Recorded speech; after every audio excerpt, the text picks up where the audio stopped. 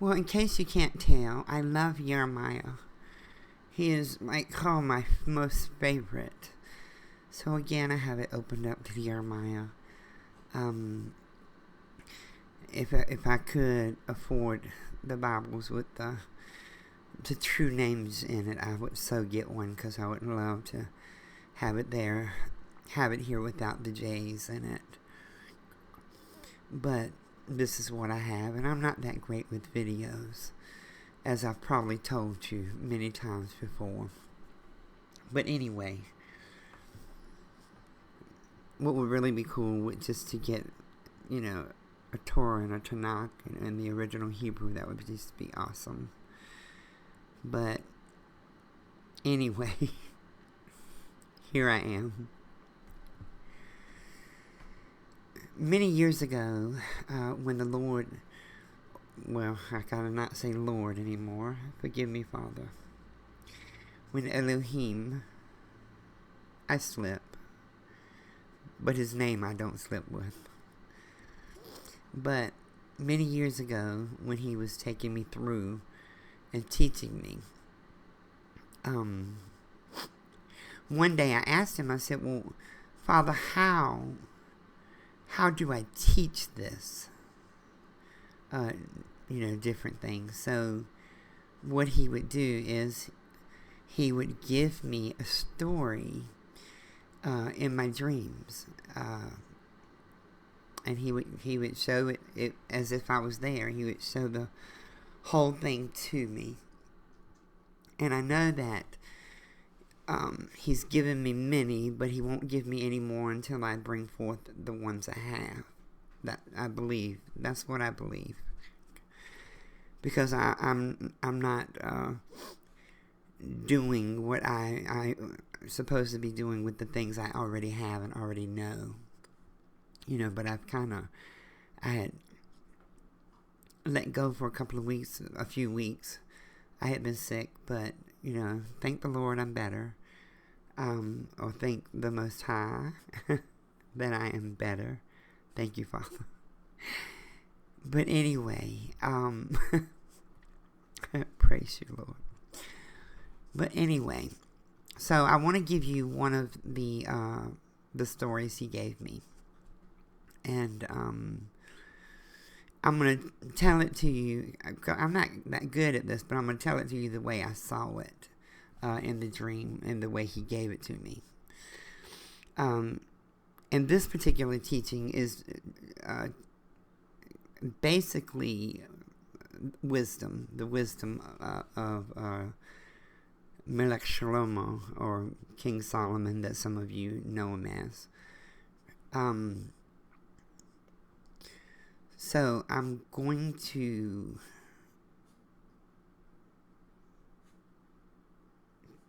stop for just a second, and then I'll be right back.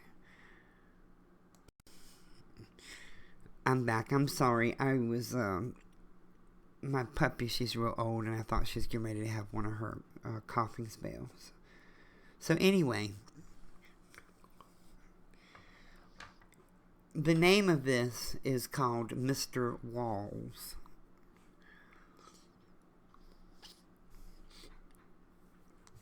And I was in a foyer of someone's house. And then through the front door, it was like a big front door. Wide, but it was square. It had windows at the top. And the door opened, and this woman, middle-aged, came in. And she had like a light jacket. It wasn't heavy, but that was in her arms, so it apparently was warm enough not to have it. And she had her purse, and she had her keys in one hand. And she went behind the door. She came in, she shut the door, and she had like a coat rack behind the door. And she placed her purse there, and then she, with her right hand, went to place her jacket on it, and her left hand, she tossed her keys over, expecting there to be a credenza there, but plop, they fell on the floor, and I didn't know what was there. I just thought at first that was odd that she threw the keys and they fell on the floor. But her reaction, then she turned and she looked, kind of shocked that her keys were on the floor. And she looked down the hallway, and like to the left, which behind me was a staircase going upstairs. But she looked down the hall, and there was like a door to the left under the staircase, and then a door to the right, kind of across from it. Not quite, but kind of. And she looked down the hall, and she peered, like, you know, at the end of the hall, you could see there was a great family room, and there was a couch. You could see the back of the couch, and she peered to see who was on the couch, and it was her daughter. So, which we find out later. We didn't know at that time. I didn't know at that time. But anyway, she walked on down. She stopped at the keys and just kind of looked at them and just shook her head a little and just left them there. And I thought that was funny that she left them there. But she went on down the hall, and I followed. In the spirit, I followed her. And her daughter was sitting on the couch with a square table in front of her. And, of course, you know, it was a regular family room, TV, everything. A fireplace, you know. But the daughter had headphones on, and she was watching something on her laptop. And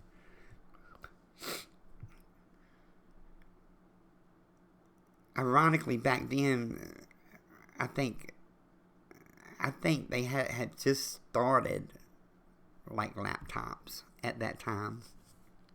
But anyway, she walked down, she kind of looked at her, and then she looked over to the kitchen area, which was to the right.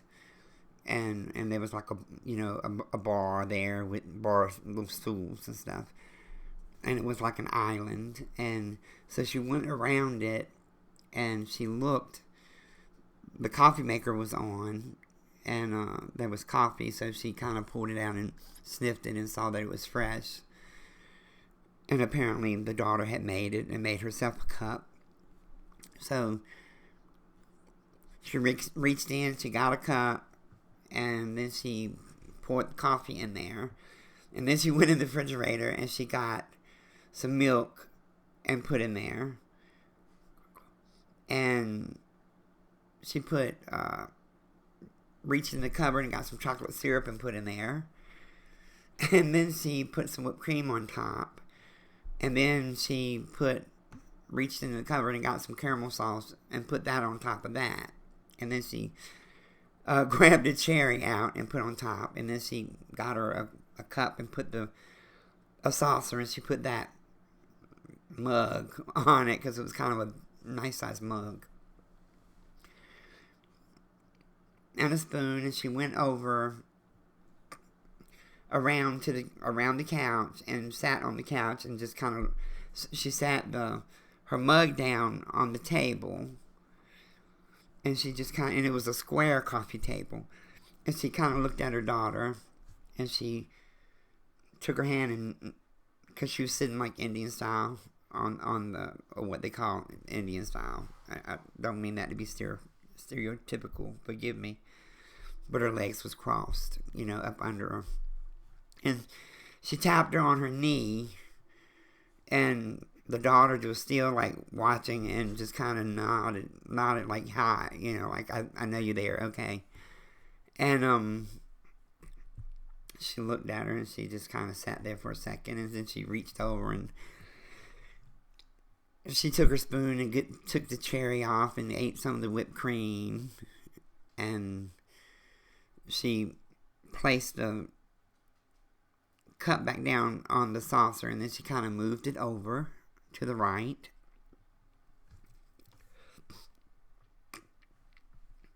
And she reached up and she pulled the headphones off of her daughter's head, And she's like, Mom, I got this. She said, Mom, I've got this report I've got to do. I've got to watch this and listen to it.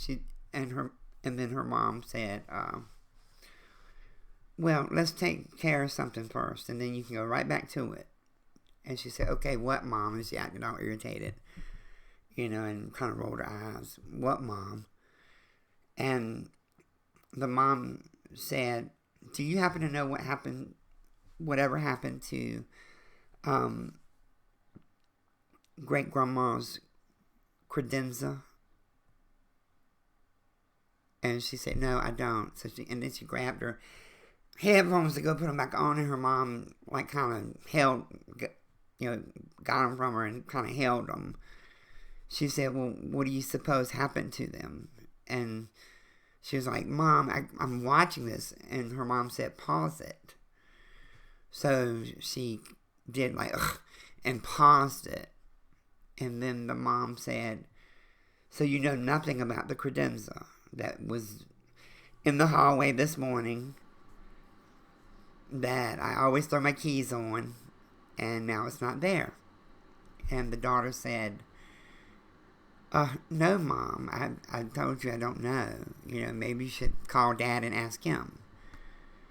And she said, well, you know what, I'm going to do something better. And then in the middle of this coffee table was like a laptop, but it didn't open the way laptops open. It opened end to end the other way. And the daughter said, oh, God, Mom, not Mr. Walls. Please tell me you can figure this out without Mr. Walls. And the mom said, well, do you know what happened to it? And she said, no, Mom, I told you no. And then she grabbed her laptop and her little earbuds, and she had a composition book open, like she was writing in it, and pens, and she grabbed it all, and she stomped, down the hall and up the stairs, and the mom just kind of said, like she was kind of suspicious by her reaction, because she didn't react like she should. So Ben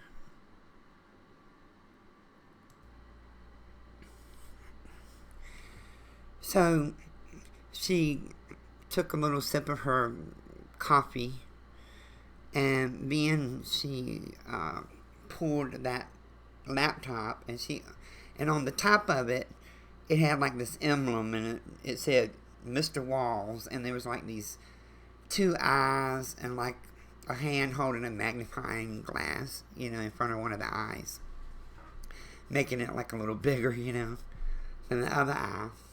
And so she opened it up, and then the screen comes on, and it says, hello, Mrs. Cabot. How are you today? And she answered. She said, well, I'm fine, Mr. Walls. How are you? He said, I'm wonderful. What can I help you with today? And it was this picture of this guy with a cropped haircut and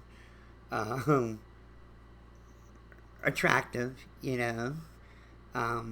clean shaven, but anyway, a shirt and a tie, and she said, well, I was wondering if you can tell me what happened to my great-grandmother's credenza. And Mr. Walls replied, he said, the man, he said, I know exactly what happened to it. I know everything. She said, well, I'm sure you do. And apparently the way this was set up was, this system was set up and there are cameras everywhere, everywhere, people have cameras in every room of their house, their backyards, front yards, up and down the street are cameras. I mean, everywhere, and everyone has cameras, and this is like this security, system. I'm just giving you like a heads up. But anyway, Mr. Wall said, I know everything. And it paused, and it did like this little thing on the screen, and it wasn't like the spinning thing. It was more like this box, and it would turn into a diamond, and then it would hit one corner, and then it would hit the other corner, and like while it was computing or whatever. And then the man comes back, and he says, well, let me tell you what happened. Apparently, a few days ago, your daughter Amanda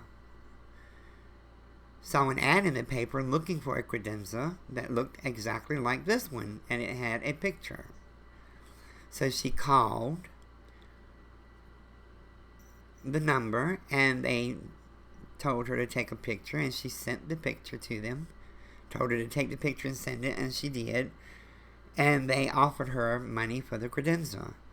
So today, she and her boyfriend John and his brother Jim and his friend Bill, they came on John's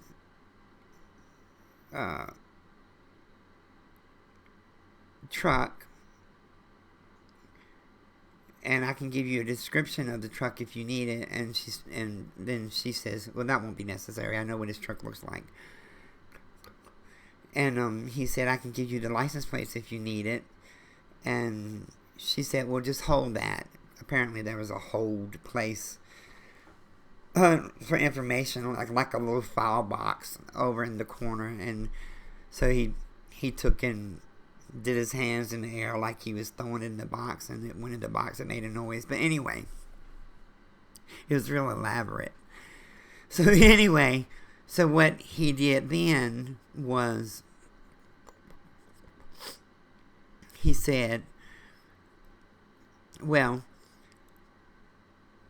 they took the credenza and put it in the back of John's truck, and then they went north on Crimson Street, and then they went east on Madison Avenue, and then they went west on Roanoke Street, and then they went east on Broadway, and they came to, and he called the address. Just, I can't remember the address now, but it was like 18294 Broadway Street. And he said, and they took the credenza, and the proprietor came out, Janice Ickshaw of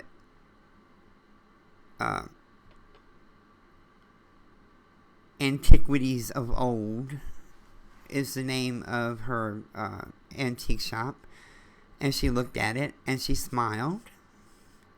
And the whole time this is happening, he's actually showing the film, because it shows all the film all the way down each road, down every road. It does that the whole time. I left that out, I'm sorry.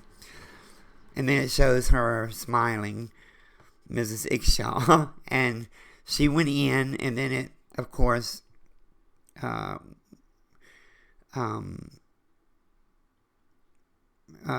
the man on Mr. Wall said, and then the daughter followed, and two of the boys followed, her boyfriend and the brother, but not the friend. He stayed at the truck. But anyway, so they went in, and then Mr. Walls, I'm just going to say Mr. Walls, said, so, do you want me to take you inside? And then Mrs. Cabot says, the mother, she says, well, is that legal for you to take me inside? And he said, well, do you feel that your property was stolen? And she said, well, yes, it was stolen. Then she is buying stolen property, and that means that you have permission to go inside and see what took place inside. So Mr. Walls took her inside, and she came, and there was like a counter in the back. There was all these antiques everywhere, and there was like a counter in the back, and they chit-chatted for a moment, and then and apparently she couldn't hear what they were saying, but she could see something to do with the law, that you couldn't put what they said, couldn't be recorded without them knowing. I think that's what it was. But anyway, so she saw her go into the office behind the counter, and the daughter went in with her, and then there was even cameras there, and she watched her as she wrote a check and gave it to her. And when she went to the back, the other two boys went out and helped the other guy unload it, and they brought it inside. And then it showed her leaving with the check. She folded it and put it in her back pocket and left. And then Mr. Wall said, okay, and they have turned around. They are coming back down Broadway Street, and he did the directions backwards. And they came and dropped her off, and then they left. So then the Mr. Wall said, so, Mrs. Cabot, what do you want me to do? And then it did the thinking. It sat there for a moment, like doing a thinking and a disease, and like he was sleeping for a moment until she decided. So she said, did you see how much the check was for? She asked that question, and Mr. Wall said, no, I did not go that far. But do you want me to go back and look and see if I can find out? And she said, no, that won't be necessary right now. And then he said, well, do you want me to call Mrs. Ickshaw at the antiques shop and discuss with her what has taken place?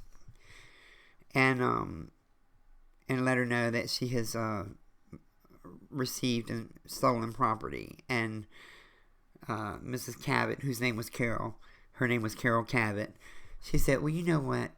Yeah, do that. So then it did the little thinking thing on the screen, and she sat back, and she took a sip of her coffee, and then she saw the newspaper, and the headlines on it was, is Mr. Walls taking over the world? And then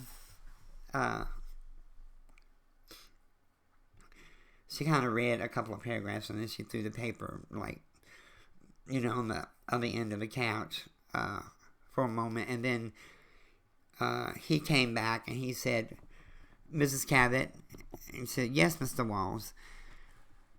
Mrs. Ickshaw says she does not want any problems, but the man that she was looking for the piece for has come and picked it up already and has paid for it. And she said, and Carol said, oh, really? Well, how much did he pay for it? And she hesitated. The lady hesitated for a moment, and she said, well, he paid me $110,000 for it. And Carol said, $110,000? You're kidding me. And she said, no, apparently this was the piece missing from his a collection that he had that was passed down by his great grandfather, and he wanted the other piece, and he had been looking for it for many years. So I found the piece for him, and he knew it was his because on the inside of the credenza, when he was little, he had scraped his name inside. without his parents knowing that he had done that. And when he looked in, it was still there, so he knew it was the piece.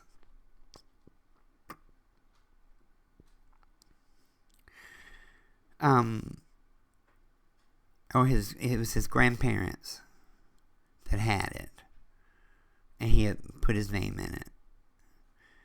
But anyway, hold on.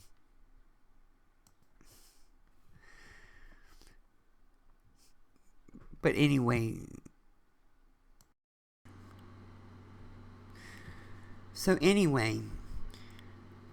she said, so he wanted the piece back, and he'd been looking for it for many years.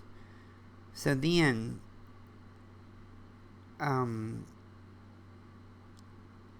Mr. Wall said to Carol, "Do you want me to handle this?" And she said, "Well, yes, of course." So it went to that screen again, and it was like probably quite a while, probably about 20 minutes went by, and she's like looking at the paper and she finished her coffee. By the time Mr. Walls, and every so often it would say, "I am still here, I am just researching. I am still here, I am still researching." So, of course, she assumed that the lady was trying to fight it, but that wasn't really the case. But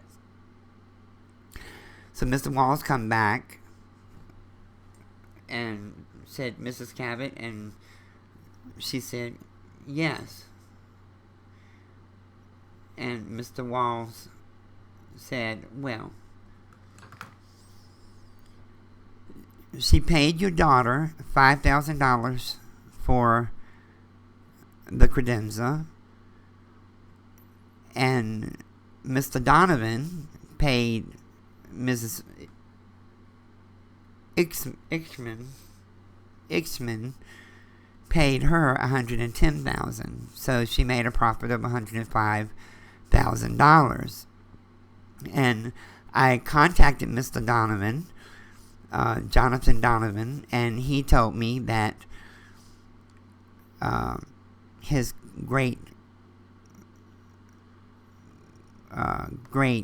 grandfather had put his name in the credenza, and that's how he knew it was the one, and he was named after his great-great-grandfather.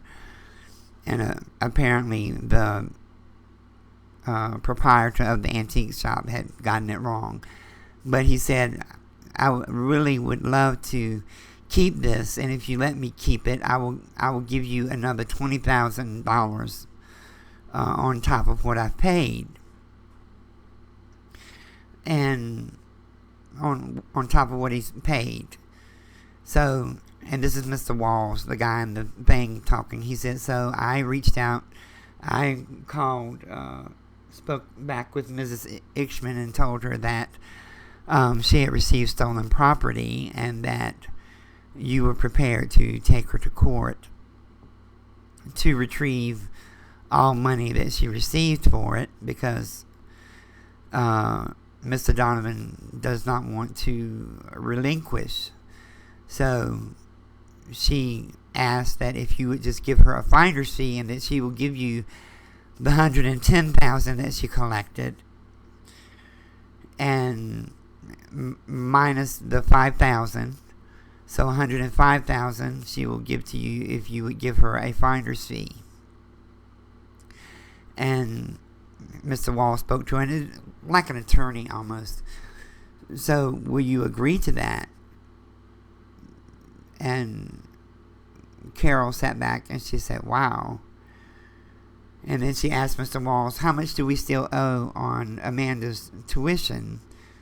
He said, "You still owe about $48,000, plus she has 2 more years to go." And then she said, "Well, how much do we owe on our house?" And Mr. Wall said, "You owe $87,329.48. So she said, "Okay, I will do it." And then Mr. Wall says, "Well, do you want me to give him a special code so that he can download it into your account and give Mrs. Ishkar a separate code to download into your account. That will be a temporary code for them to download into your account. She said, yes, that will be fine. That way there's no hands exchanging. And meanwhile, I guess I need to deal with my daughter. And then Mr. Wall said, is there anything else, Carol?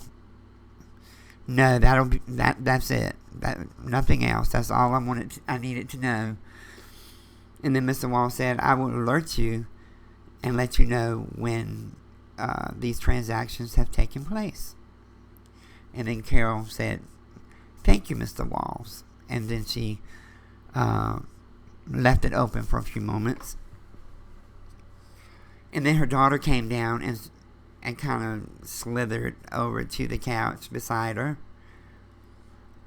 And she looked at her and said, oh, you got some explaining to do, don't you? And she said, oh, Mom, I'm so sorry. I mean, you told me a few weeks back after I wrecked my car that I had to figure out a way to get me a car. And when I saw that ad, I thought, wow, this would be a way to get the car. And yeah.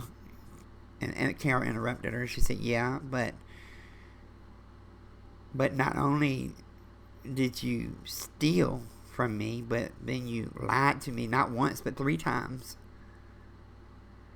Mom, I'm so sorry. And Carol said, well, just, I need the check first. And she said, oh my God, Mom, I already put some money down on a car and I had to pay the guys for helping me. And she said, oh, well, give me what's left. And then you got to figure out how you're going to fix this mess. Oh, God, Mom. Oh, Mom, you said you were thinking about getting rid of it anyway. And then Carol said, yes, and that was my choice to decide when and where and how to get rid of it. What you should have done was brought that to my attention. Yeah, but Mom, if I hadn't done that, you would have got $5,000 instead of what you're getting. Oh, so you're eavesdropping now, Mom said. Mom, I couldn't help but hear what was being said. Uh-huh. Well, lucky for you, we'll get to pay some of your college and you won't have all of that to pay back on your loans, because I've decided we need to make this a loan to teach you a lesson. And you need to get a part-time job after work to help pay for your car. And to pay the money back from this $5,000. Oh, Mom, she said. She said, well, we can do interest. You take the deal or interest gets added to it. Fine. She grabbed her stuff and went back upstairs.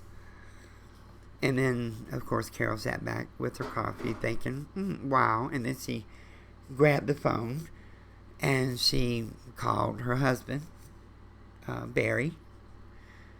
And he answered and said, hey, honey, how are you? And she said, guess what? I just figured out how we're going to pay off our mortgage. And then it ended.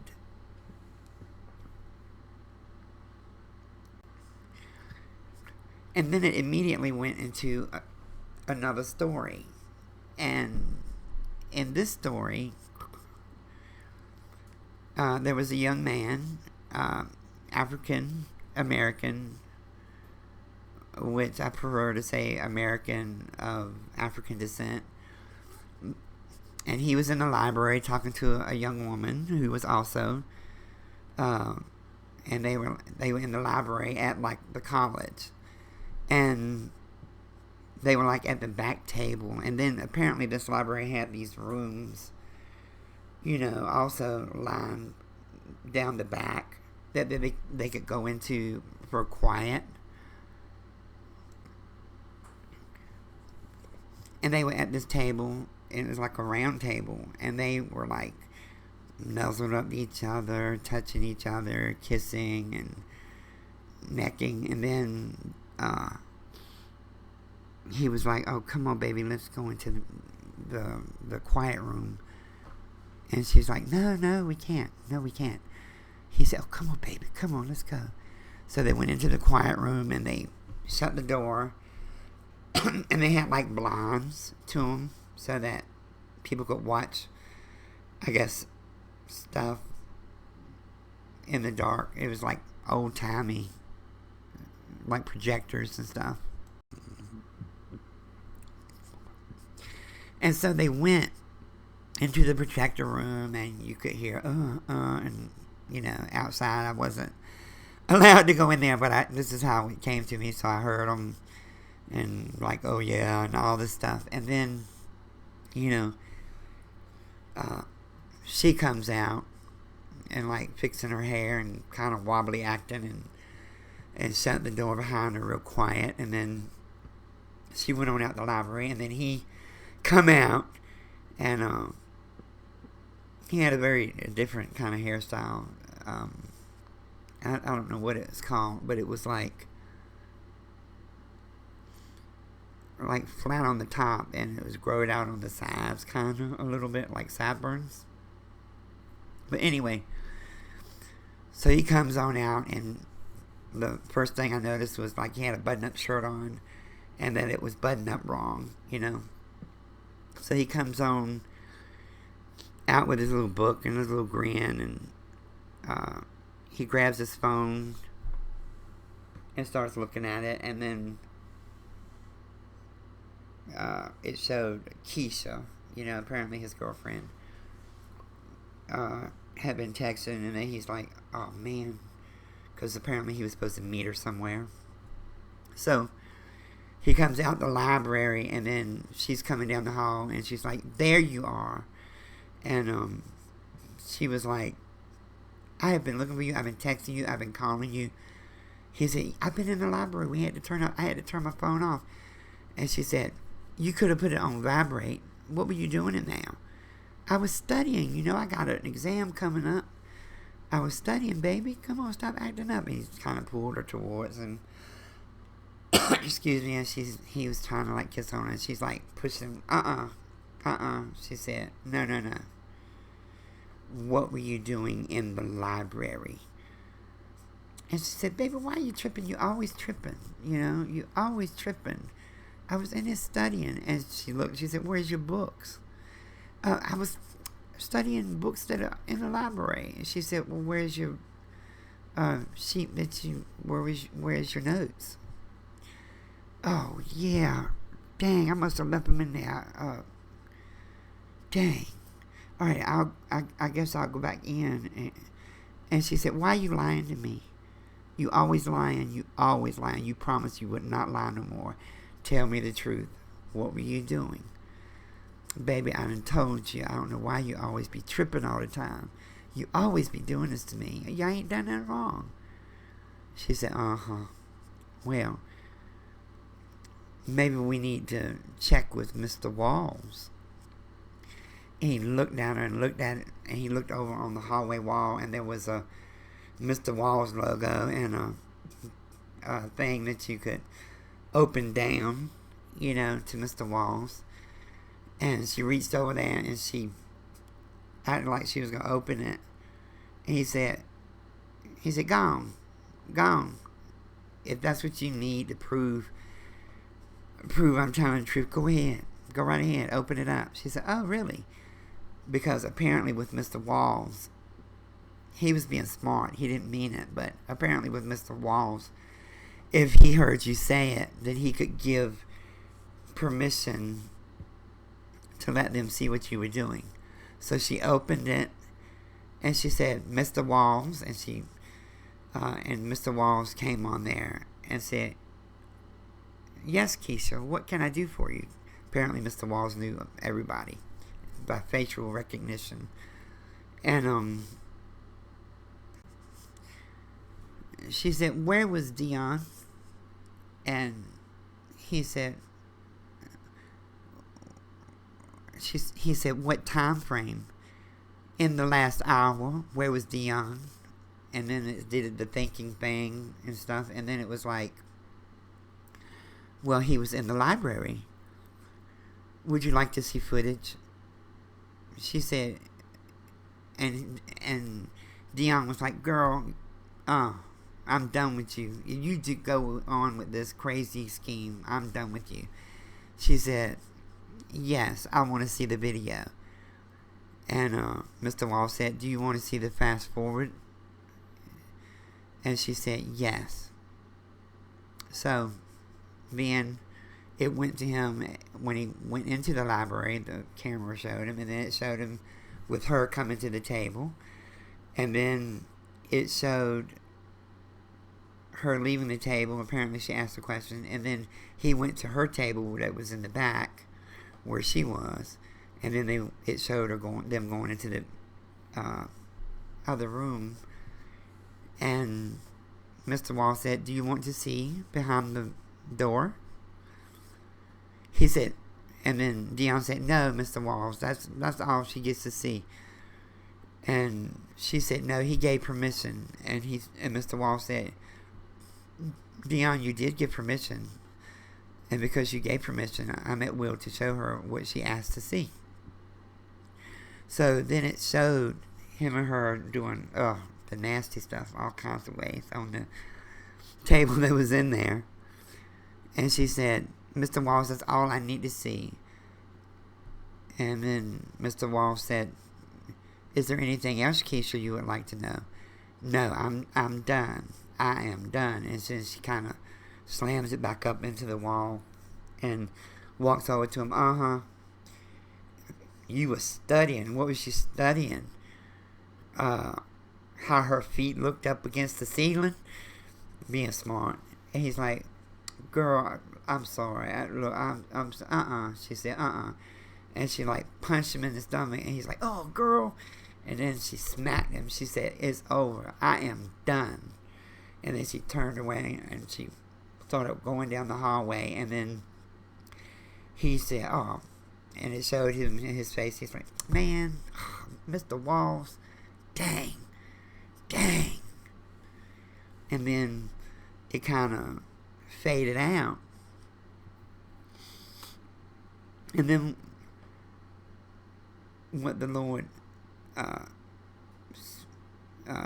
poured into me was that everyone should act like there's a Mr. Walls, because everything we say and everything we do is recorded in heaven, and we will all have to answer for everything we said and everything we did when we stand before Him on that day.